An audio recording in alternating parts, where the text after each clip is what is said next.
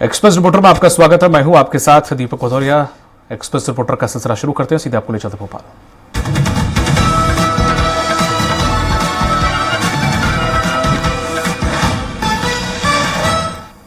बिजली उपभोक्ताओं के लिए बड़ी सौगात मिलने जा रही है। 10 शहरों में ये सौगात मिलेगी।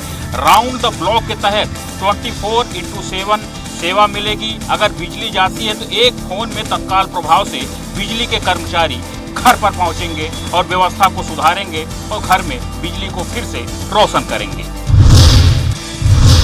भोपाल क्षेत्र अंतर्गत मुल्ताई, बासौड़ा, सिरोंज, ब्यावरा, इटारसी, पिपरिया नगर, रातीगढ़ वितरण केंद्र, आष्टा नगर तथा ग्वालियर क्षेत्र अंतर्गत राघवगढ़ नगर एवं करैरा नगर की बिजली उपभोक्ताओं को राउंड द क्लॉक 24x7 स्थानीय बिजली अवरोध अथवा घरेलू फॉल्ट होने पर बिजली कंपनी की रखरखाव टीम त्वरित विद्युत सुधार हेतु उपभोक्ता के घर दस्तक देगी। यह सुविधा अगले 24 घंटे के लिए लागू रहेगी। शहरों और कस्बों नागरिकों को मिलने वाली इस सेवा के अंतर्गत भोपाल शहर के चांदवड़ और ग्वालियर के दीनदयाल नगर में वर्तमान में कार्यरत एक टीम के स्थान पर एक अतिरिक्त FOC टीम स्वीकृत की गई है। कंपनी के प्रबंध संचालक का कहना है, राउंड द क्लॉक 24x7 3 शिफ्टों में पृथक पृथक तकनीकी लाइन स्टाफ की टीमें काम करेंगी। इसके लिए प्रत्येक शहर में 7 लाइन स्टाफ की नियुक्ति की जाएगी। इसी प्रकार इन सभी टीमों के पास सभी उपकरणों से लैस वाहन होगा जो 3 शिफ्टों में काम करेगा। राउंड द क्लॉक 24x7 के तहत बिजली उपभोक्ताओं के लिए जिस प्रकार से कदम उठाया गया है, तो यह मध्य प्रदेश के लिए एक ऐतिहासिक पहल कही जा सकती है। अब उपभोक्ताओं को कहीं भी भटकना नहीं पड़ेगा। एक फोन पर बिजली के कर्मचारी उनके घर पहुंचेंगे और किसी भी प्रकार की कंप्लेन को दुरुस्त करेंगे। एक्सप्रेस रिपोर्टर के लिए भोपाल से संदीप मिश्रा। रातापानी को प्रदेश का 7वां टाइगर रिजर्व बनाने के लिए नोटिफिकेशन इसी महीने जारी हो जाएगा।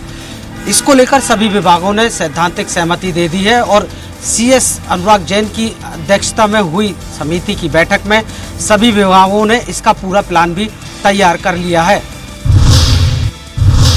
प्रदेश को जल्दी 7वां टाइगर रिजर्व मिल जाएगा। CS अनुराग जैन की अध्यक्षता में सभी विभागों की बैठक हुई, जिसमें सभी विभागों के प्रमुख अधिकारियों ने प्रस्तावित टाइगर रिजर्व का पूरा प्लान तैयार कर लिया है। इसकी प्रक्रिया भी शुरू हो गई है और जल्दी इसका नोटिफिकेशन जारी होगा। वैधानिक औपचारिकताएं भी इस दौरान पूरी कर ली जाएंगी। जो कुल मिलाकर रातापानी टाइगर रिजर्व का क्षेत्रफल है 1244.58 वर्ग किलोमीटर में फैले इस रातापानी टाइगर रिजर्व में 763 जो वर्ग किलोमीटर है कोर एरिया होगा और इसमें कोई राजस्व गांव भी नहीं होगा। खेती की जमीनें और रहवासी बस्तियां टाइगर रिजर्व से प्रभावित नहीं होंगी। हालांकि कोर एरिया में 3 वनग्राम है जिनकी शिफ्टिंग होना अभी बाकी है। दरअसल रातापानी 80 बागों का घर है। इसको लेकर केंद्र सरकार 16 साल पहले ही अपनी मंजूरी दे चुकी है, लेकिन इसके बावजूद राज्य शासन का वन विभाग इसको लेकर नोटिफिकेशन जारी नहीं कर रहा था। लेकिन मुख्यमंत्री डॉक्टर मोहन यादव की नाराजगी के बाद अब इसी महीने नोटिफिकेशन जारी हो जाएगा। Express reporter Kumar Sandeep, Bhopal. BJP की सदस्यता अभियान प्रदेश भर में जोर शोर से चल रही है और बीजेपी की दावा है कि 36 दिनों में 36 लाख से अधिक सदस्य बना लिए हैं। बीजेपी के शीर्ष नेतृत्व ने प्रदेश भाजपा को 60 लाख सदस्य बनाने का लक्ष्य दिया है। वहीं मंत्रियों, सांसदों, विधायकों और पदाधिकारियों को भी सदस्य बनाने का टारगेट मिला है, जिसमें 10,000 सदस्य बनाने का टारगेट पूरा करने वालों में प्रदेश के 2 मंत्री दयालदास बघेल और केदार कश्यप शामिल हो गए हैं। इसके अलावा वैशाली नगर विधायक रिकेश सेन, वरिष्ठ विधायक अजय चंद्राकर, देवलाल ठाकुर सहित दर्जन भर नेताओं ने व्यक्तिगत लक्ष्य को भी पार कर लिए हैं। इसके अलावा 3,000 सदस्य बनाने में भी कई पदाधिकारी शामिल हो गए हैं। सदस्यता अभियान में 36 दिनों में छत्तीसगढ़ में भाजपा के 36 लाख सदस्य बनाए जा चुके हैं। वहीं कांग्रेस बीजेपी के सदस्यता अभियान के आंकड़े को फर्जी बता रही है। जबकि भाजपा का कहना है कि उन्हें जो टारगेट दिया गया है उनके अनुरूप उनके तमाम कार्यकर्ता नेता फील्ड पर जाकर मेहनत कर रहे हैं, जिसकी वजह से ये आंकड़े शामिल हो पाए हैं। रायपुर से एक्सप्रेस रिपोर्टर दिलीप साहू। कृषि विभाग के अधिकारियों ने एक खाद विक्रेता की दुकान पर छापा मारकर 44 बोरी अमानक डीएपी खाद बरामद की है। खाद विक्रेता इस संबंध में दस्तावेज भी उपलब्ध नहीं करा पाया है। ग्रामीणों से लगातार शिकायतें मिलने के बाद कृषि विभाग के अधिकारियों ने बेलखेड़ा स्थित खाद विक्रेता नमस्वी कृषि एग्रो में छापा मारा और वहां पर रखी हुई 44 बोरी अमानक खाद को बरामद किया। इस खाद के दस्तावेज भी खाद विक्रेता उपलब्ध नहीं करा सका। कृषि अधिकारियों ने बेलखेड़ा थाना पुलिस में खाद विक्रेता के खिलाफ मामला दर्ज कराया है। पुलिस ने मामला जांच में ले लिया है। किसानों को तो पहले डीएपी खाद के लिए काफी संघर्ष करना पड़ा, लेकिन अब जब खाद उपलब्ध है तो कुछ खाद विक्रेता इस तरह से अनियमितताएं कर किसानों को परेशान करने की कोशिश कर रहे हैं। Arvind Dubey, access reporter, Jabalpur. मध्य प्रदेश की आर्थिक राजधानी इंदौर शहर में मेट्रो की शुरुआत नए वर्ष 2025 से होने वाली है, जिसको लेकर तैयारियों का दौर जोरों पर है। इंदौर में जनवरी 2025 में सुपर प्रायोरिटी कॉरिडोर पर 6 किलोमीटर के हिस्से में कमर्शियल रन शुरू होना है। इसमें अब सिर्फ 2.5 महीने का समय बचा है, इसलिए मेट्रो रेल कॉर्पोरेशन के एमडी हर हफ्ते यहां मौका मुआयना कर रहे हैं। डिपो में भी अभी तक मेट्रो ट्रेन के 7 सेट इंदौर पहुंच चुके हैं। रोजाना रात 10 बजे बाद ट्रेन की टेस्टिंग चल रही है। स्पीड के अलावा ब्रेक अनाउंसमेंट सहित सभी सिस्टम जांचे जा रहे हैं। इन्हें फुल स्पीड पर चलाकर देखा जा रहा है। फिलहाल अधिकारियों का सारा जोर गांधीनगर से रोबोट चौराहे तक बन रहे मेट्रो एलिवेटेड कॉरिडोर पर कमर्शियल रन शुरू करने पर है। जनवरी में 6 किलोमीटर के हिस्से में और जुलाई से अक्टूबर के बीच पूरे 17.5 किलोमीटर के कॉरिडोर पर कमर्शियल रन किया जाना है, जिसको लेकर तैयारियों का दौर जोरों पर है। वहीं मेट्रो प्रोजेक्ट रोबोट चौराहा के बाद खजराना बंगाली चौराहा होते हुए पलासिया से बड़ा गणपति की तरफ बढ़ना है। मौजूदा स्थिति में एमजी रोड पर घंटाघर चौराहे के आगे तक मेट्रो एलिवेटेड है, लेकिन जनप्रतिनिधियों की आपत्ति के चलते अब इसमें संशोधन होना है। इसे खजराना चौराहे के बाद ही अंडरग्राउंड करने का प्रस्ताव है, ताकि घनी आबादी वाले क्षेत्रों में कम तोड़फोड़ करना पड़े। अभी इस पर मंजूरी नहीं मिली है, लिहाजा कंपनी ने रोबोट से खजराना के बीच भी बैरिकेड लगाकर काम शुरू कर दिया है। हालांकि देखने वाली बात होगी कि रोबोट चौराहे से एयरपोर्ट पर बनने वाला मेट्रो प्रोजेक्ट को लेकर किस तरह की सहमति बन पाती है। फिलहाल नए वर्ष 2025 के अंदर जनवरी माह के अंदर मेट्रो का ट्रायल शुरू होने वाला है, जो शुरुआती दौर में 6 किलोमीटर का रहेगा। इंदौर से एक्सप्रेस रिपोर्टर विकास सिंह सोलंकी। 121 लोगों की मौत।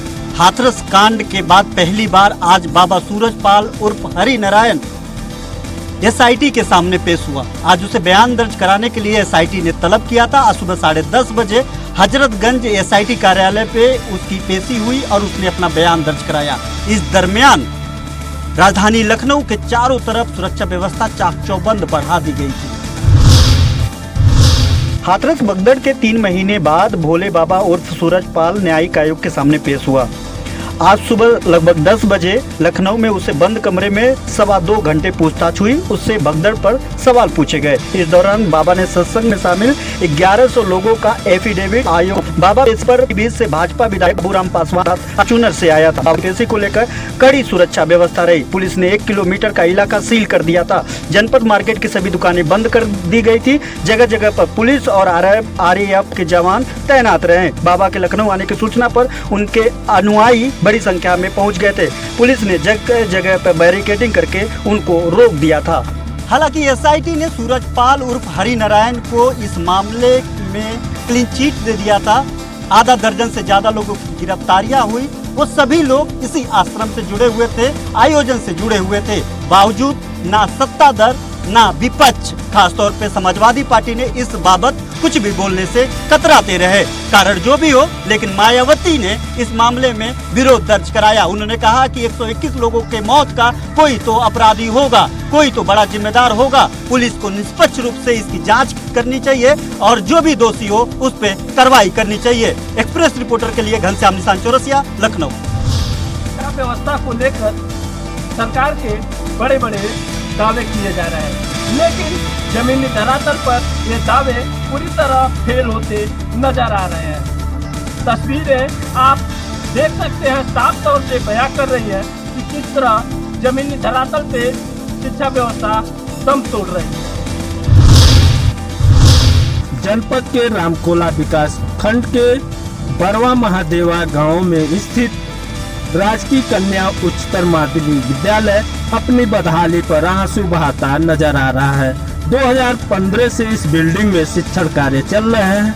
वहीं विद्यालय की बिल्डिंग जर्जर हालत में हो गई है, जिसके चलते बरसात में छत से पानी टपकने लगता है। तो वहीं विद्यालय में शिक्षकों की भी कमी है। अंग्रेजी और विज्ञान के शिक्षक न होने से बच्चों की संख्या लगातार विद्यालय में घट रही है। तो वहीं जमीनी धरातल पे बात करें तो शिक्षा व्यवस्था पूरी तरह ध्वस्त नजर आ रही है। अब देखने वाली बात होगी, जो विद्यालय का भवन है इसकी दशा कब तक सुधरती है, या इसी तरह जर्जर भवन में बच्चे पढ़ने को मजबूर रहते हैं। वही प्रिंसिपल का कहना है कि ये जर्जर भवन बरसात में टपकने लगता है, जिसके वजह से शिक्षण कार्य प्रभावित होता है। तो वहीं शिक्षकों की कमी से भी विद्यालय जूझ रहा है। अब देखने वाली बात होगी कि कब तक शिक्षा व्यवस्था जमीनी धरातल पे दुरुस्त होती है, या इसी तरह यह व्यवस्था दम तोड़ती रहती है। Govind Patel, express reporter, Kushinagar. यूनी मालवा में आवारा पशुओं का जमावड़ा बना रहता है और ये सबसे बड़ी समस्या है कि यहाँ पे न गौशाला है, न कोई अधिकारी यहाँ के ध्यान देते हैं। सबसे ज्यादा दिक्कत रात्रि के समय होती है। यहाँ जानवर हम देख रहे हैं। शिवनी मालवा में मुख्य मार्ग पर जहां तहां आवारा पशुओं का डेरा जमा रहता है। मुख्य मार्ग से निकलने वाले वाहनों की चपेट में आकर पशु दुर्घटनाग्रस्त हो रहे हैं। वाहन चालक भी दुर्घटना में घायल हो जाते हैं। सबसे ज़्यादा परेशानी रात्रि में होती है। आए दिन मुख्य राजमार्ग पर बैठे पशु दुर्घटना का शिकार हो रहे हैं। नगर में आवारा पशुओं का सड़क पर जहां तहां खड़े रहने और बैठे रहने के कारण आने जाने वाले वाहन टकरा रहे हैं, जिससे पशुओं के साथ ही राहगीर भी घायल हो जाते हैं। आए दिन दुर्घटना हो रही है, परंतु प्रशासन मौन है। प्रशासन को कोई बड़ी दुर्घटना का इंतजार है। मुख्य मार्ग पर बैठे पशुओं से राहगीरों को बहुत परेशानियों का सामना करना पड़ता है। पशु सड़क के बीच में बैठे होने से वाहनों को निकालने में परेशानियां होती हैं और वाहनों की चपेट में आकर पशु दुर्घटनाग्रस्त होते हैं। वाहन भी दुर्घटनाग्रस्त हो जाते हैं। कई पशुओं की मौत भी हो जाती है। ऐसा भी नहीं है कि इसकी जानकारी प्रशासन को नहीं है, लेकिन रात को सब रोड पे आ जाते हैं और यहाँ की कोई भी किसी प्रकार की व्यवस्था नहीं की गई है। यूनी मालवा से एक्सप्रेस रिपोर्टर वीरेंद्र तिवारी। 127 साल के छतरपुर के इतिहास में पहली बार रावण दहन का कार्यक्रम अन्य स्थान पर किया जा रहा है, जिसकी तैयारियां लगभग पूरी हो चुकी हैं और इस बार 3 पुतलों का दहन किया जाएगा। बता दें आपको, छतरपुर में 127 साल बाद पहली बार ऐसा हुआ है कि बाबूराम चतुर्वेदी स्टेडियम में रावण दहन का कार्यक्रम नहीं हो रहा है और रावण के पुतले का दहन इस बार उत्कृष्ट विद्यालय क्रमांक 1 के खेल मैदान में किया जा रहा है और पहली बार छतरपुर में 3 पुतलों का दहन किया जाएगा, जिसमें मेघनाथ, कुंभकर्ण और रावण का पुतला बनाया जा रहा है, जिसकी आप तस्वीरें देख रहे हैं। किस तरीके से रावण दहन को लेकर तैयारियां की जा रही हैं और तीनों पुतलों का निर्माण लगातार किया जा रहा है। इस बार लाल कड़क्कर रामलीला समिति द्वारा रामलीला का मंचन किया जाएगा और रावण दहन के इस पूरे आयोजन को लेकर लाल कड़क्कर रामलीला समिति की जिम्मेदारी दी गई है, जिसको लेकर छतरपुर के कलेक्टर पार्थ जायसवाल ने एक मीटिंग करते हुए सभी शहर के गणमान्य नागरिकों को इस बात की सूचना दी है कि इस बार का रावण दहन का कार्यक्रम उत्कृष्ट विद्यालय क्रमांक 1 के खेल मैदान में किया जाएगा। बता दें आपको, छतरपुर में रावण दहन का कार्यक्रम पिछले लंबे वर्षों से बाबूराम चतुर्वेदी स्टेडियम में किया जाता था, लेकिन इस बार बाबूराम चतुर्वेदी स्टेडियम का जीर्णोद्धार होने के बाद अब यह कार्यक्रम स्थल बदल दिया गया है और इस बार से उत्कृष्ट विद्यालय क्रमांक 1 के खेल मैदान में यह कार्यक्रम आयोजित किया गया है। इसके साथ ही छतरपुर में अन्य गतिविधियां भी अब शायद उत्कृष्ट विद्यालय क्रमांक 1 के खेल मैदान में ही आयोजित होंगी और इस बार से रावण दहन का यह कार्यक्रम उत्कृष्ट विद्यालय क्रमांक 1 के खेल मैदान में किया जा रहा है, जिसकी सूचना सार्वजनिक कर दी गई है और तैयारियां भी अंतिम चरण पर हैं। तस्वीरों में आप देख सकते हैं किस तरीके से बैरिकेड्स लगाकर सुरक्षा के पुख्ता इंतजाम किए गए हैं। रावण दहन को लेकर लंबे समय तक चले विवाद के बाद आखिरकार मामला शांत हो चुका है और कलेक्टर के प्रयास के बाद रावण दहन का कार्यक्रम उत्कृष्ट विद्यालय 1 के खेल मैदान में किया जा रहा है। Express reporter Lokesh Chaurasia. National highway 547 पर बंजारी माता मंदिर के पास अनियंत्रित ट्रक ने मचाया कोहराम। 1 दर्जन से अधिक मोटरसाइकिल को लिए चपेट में, 1 युवक की मौत, 4 लोग गंभीर रूप से घायल। अनियंत्रित तेज रफ्तार ट्रक ने मचाया तांडव। 1 दर्जन से अधिक मोटरसाइकिल को लिया चपेट में, 1 युवक की मौके पर मौत, 4 लोग गंभीर रूप से घायल। सौसर के ग्राम सिल्लेवानी घाटी के बंजारी माता मंदिर में नवरात्रि का पर्व मनाया जा रहा था कि एक अनियंत्रित तेज रफ्तार ट्रक ने तांडव मचाते हुए 1 दर्जन से अधिक मोटरसाइकिल व लोगों को अपने चपेट में ले लिया, जिसमें मौके पर 1 युवक की मौत हो गई तो 4 लोग गंभीर रूप से घायल हो गए, जिसमें 4 वर्ष की बालिका भी शामिल है। घटना से लोगों में आक्रोश का माहौल है तो कहीं न कहीं प्रशासन के सुरक्षा के दावों वादों की पोल खुलती नजर आ रही है। वही घायलों को सिविल अस्पताल में इलाज के लिए ले जाकर इलाज जारी है तो कुछ लोगों को जिला अस्पताल रेफर किया जा चुका है, तो मृतक के शव का पोस्टमार्टम व पंचनामा किया जा रहा है। वही ट्रक चालक को पुलिस ने हिरासत में ले लिया है। पुलिस मामले की जांच पड़ताल में जुटी है तो ट्रक ड्राइवर पर विभिन्न धाराओं के तहत मामला दर्ज किया जा चुका है, तो मृतक के परिजनों ने प्रशासन से आर्थिक मदद की गुहार लगाई है। बंजारी माता मंदिर के पास हुए इस बड़े हादसे ने कहीं न कहीं प्रशासन की सुरक्षा के दावों वादों की पोल खोल दी है, तो मृतक के परिजनों ने मुआवजे की मांग की है। देखना है शासन प्रशासन मृतक को मुआवजा दे पाता है या नहीं। सौसर से एक्सप्रेस रिपोर्टर दिनेश धारपुर। महूगंज के विधायक का जिस प्रकार से पुलिस अधिकारियों के सामने दंडवत का वीडियो सामने आया, उसके बाद मध्य प्रदेश में सियासत शुरू हो गई है। हालांकि पूरे मामले को लेकर बीजेपी के सीनियर नेता अजय बिश्नोई ने ही अपनी सरकार को घेर लिया है। मध्य प्रदेश के महूगंज विधानसभा में विधायक प्रदीप पटेल एडिशनल एसपी के सामने चरणबद्ध हो गए। हालांकि यह वीडियो सोशल मीडिया में बड़ी तेजी से वायरल हो रहा है, क्योंकि बात की जाए बीजेपी विधायक प्रदीप पटेल की, तो प्रदीप पटेल ने पुलिस अफसरों के सामने चरणबद्ध तरीके से होकर कहा कि उनके इलाके में लगातार अवैध नशे के कारोबार लगातार पनप रहे हैं, इन पर रोक लगाई जाए। पूरा वीडियो सामने आने के बाद बीजेपी के सीनियर विधायक अजय बिश्नोई ने अपनी सरकार पर ही सवाल खड़े कर दिए।